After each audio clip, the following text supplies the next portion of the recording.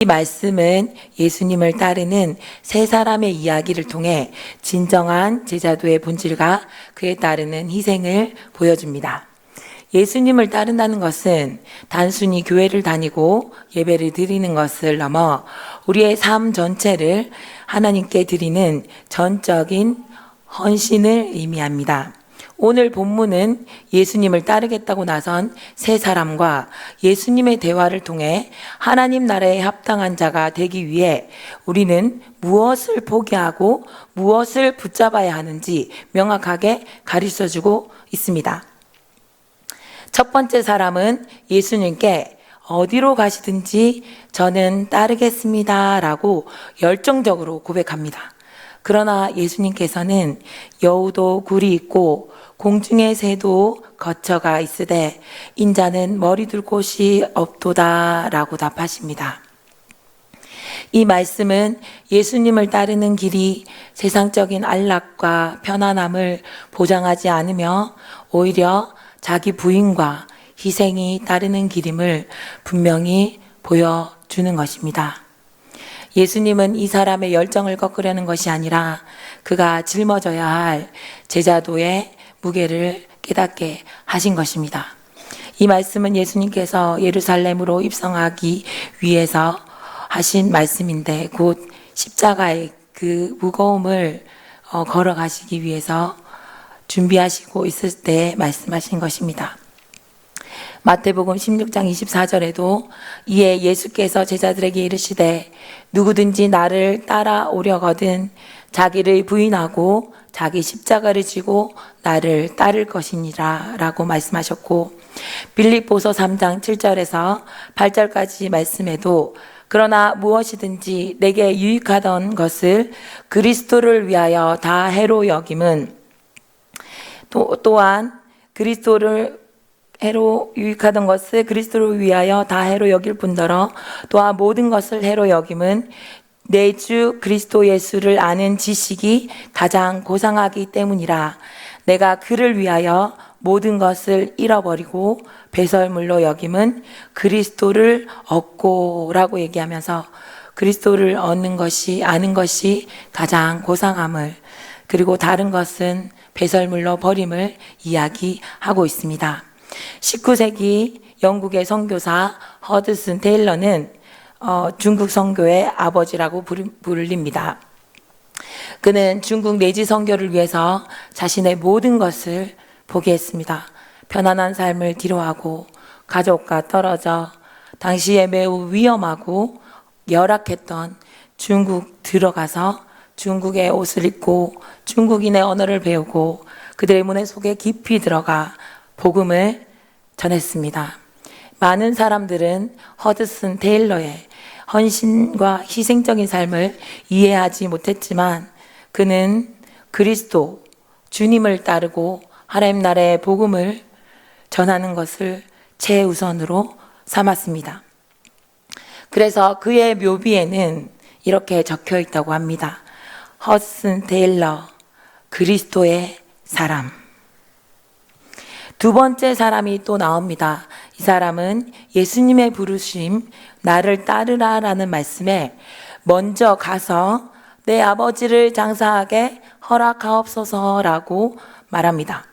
유대 사회에서 부모의 장례는 가장 중요한 효의 의무였습니다. 우리나라도 마찬가지입니다.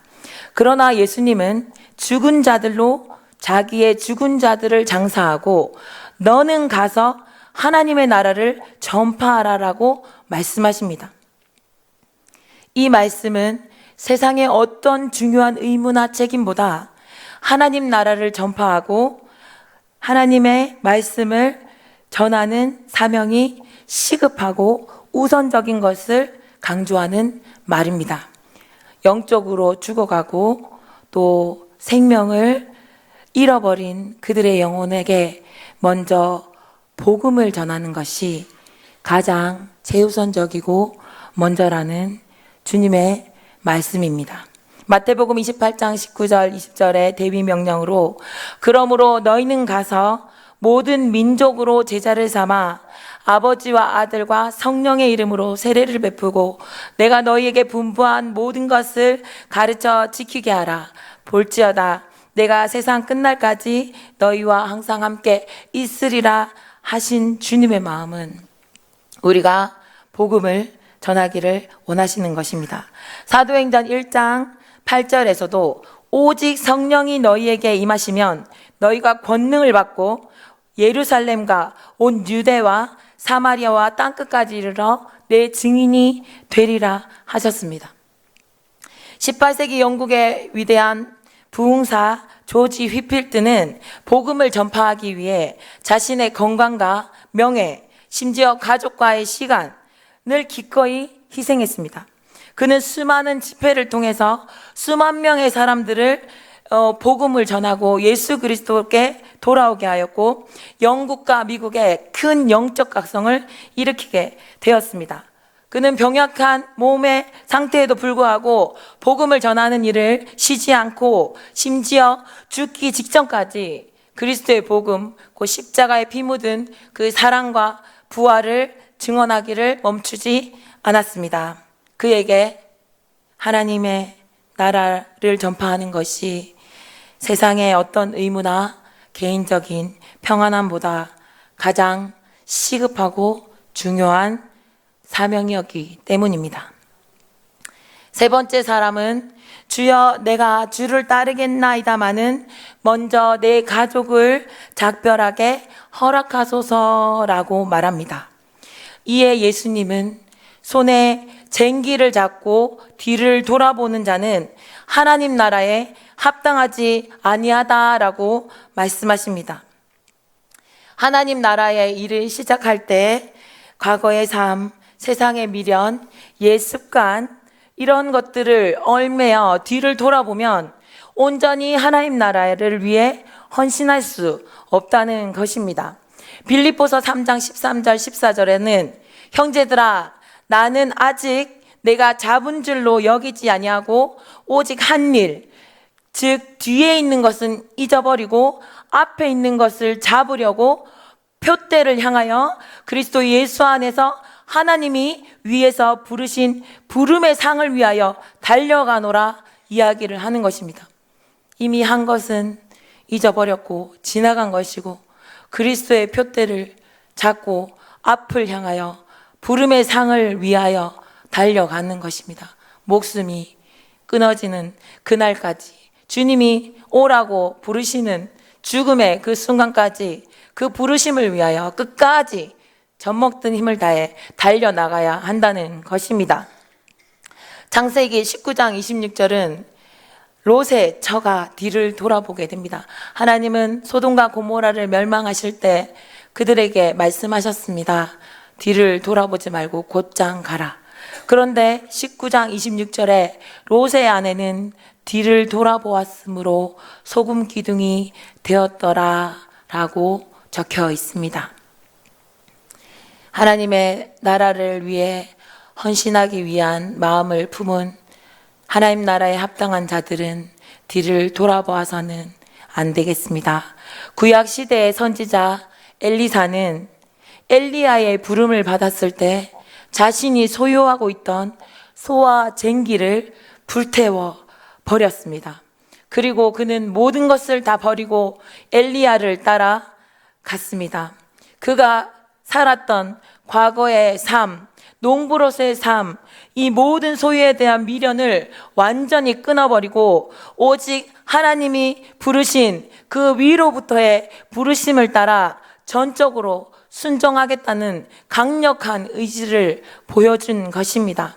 그리하여 엘리사는 엘리야의 뒤를 이어 하나님 나라와 영광을 위하여 사역하고 일을 하였습니다.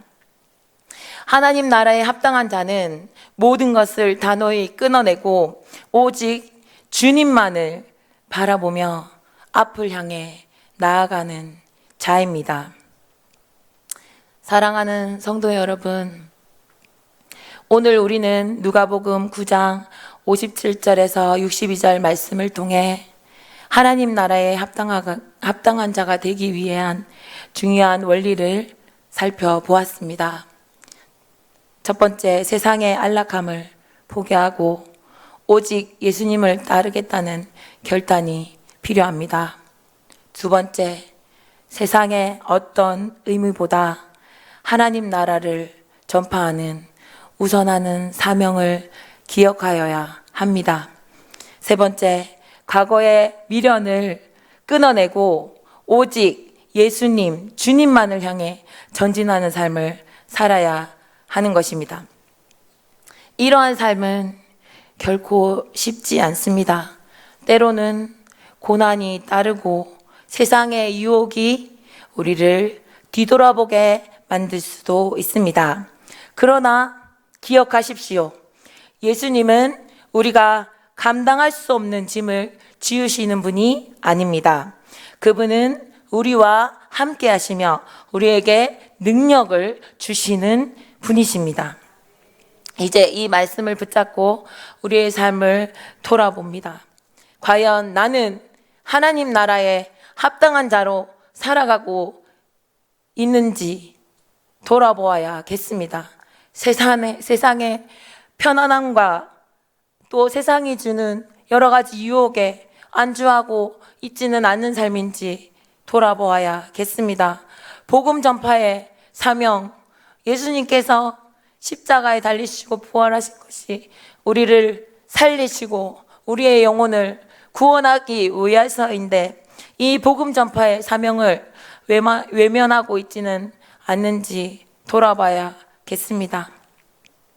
오늘 이 시간 우리는 주님 앞에서 다시금 우리의 삶의 자리를 하나님께 온전히 내어드리길 원합니다. 세상의 것들은 뒤로하고 오직 주님만을 따르며 하나님 나라를 위해 모든 것을 바치고 뒤돌아보지 않고 표대를 향해 달려가는 저와 여러분이 되기를 간절히 기도합니다.